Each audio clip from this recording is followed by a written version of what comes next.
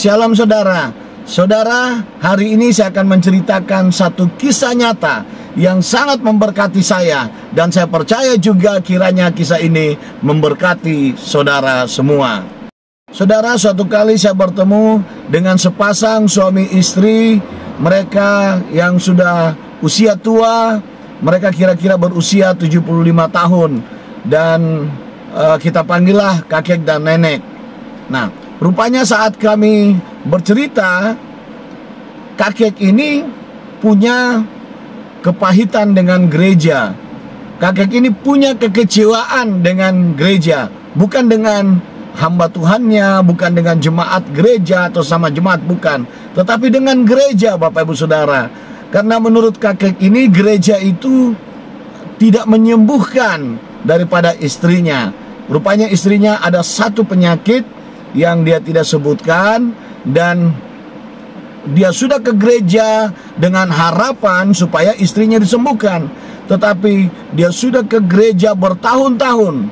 Bahkan dia sudah berpindah-pindah dari gereja yang satu ke gereja yang lain, tetapi dia tidak mendapatkan kesembuhan. Istrinya tetap memiliki sakit penyakit, sehingga mereka memutuskan untuk tidak lagi bergereja. Nah, saat itulah saya menjelaskan kepada kakek dan nenek ini dengan lemah lembut. Saya berkata dengan hati-hati karena takutnya mereka saat itu tersinggung. Jadi saya beritahukan bahwa Bapak dan Ibu harus tahu bahwa bukan gereja yang menyembuhkan, bukan gereja yang menyelamatkan kita, tetapi iman kita kepada Tuhan Yesus, itulah yang menyelamatkan kita semua.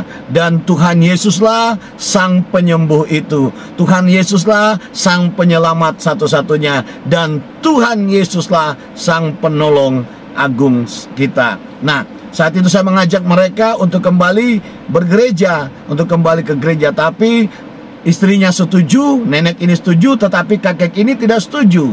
Dia katakan, sudah, saya mau bukti. Biar istriku dulu, kalau dia setuju biarlah istriku dulu yang ke gereja.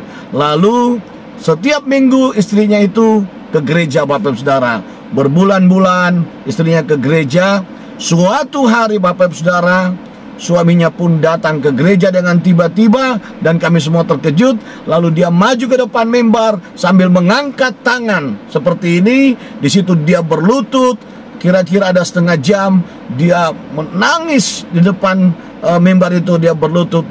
Lalu setelah itu dia menjelaskan kepada kami semua yang ada di gereja. Dia katakan bahwa setelah istrinya terus bergereja, dan setelah istrinya beriman kepada Tuhan Yesus, dan sekarang istrinya sudah tidak pernah lagi mengeluh tentang sakitnya. Saudara, sejak hari itu juga keluarga itu, semua keluarga itu menerima Yesus sebagai Tuhan dan Juru Selamatnya, yang selama ini mereka tunda, dan mereka dibaptis, Bapak Ibu Saudara. Saudara, Tuhan Yesuslah penolong agung saya dan saudara. Tuhan Yesuslah yang menyelamatkan saya dan saudara. Apapun pergumulan saudara saat ini, datanglah kepada Tuhan Yesus, dan percayalah, pengharapan saya dan saudara di dalam Tuhan Yesus tidak akan pernah mengecewakan. Tuhan Yesus memberkati saudara semua. Shalom.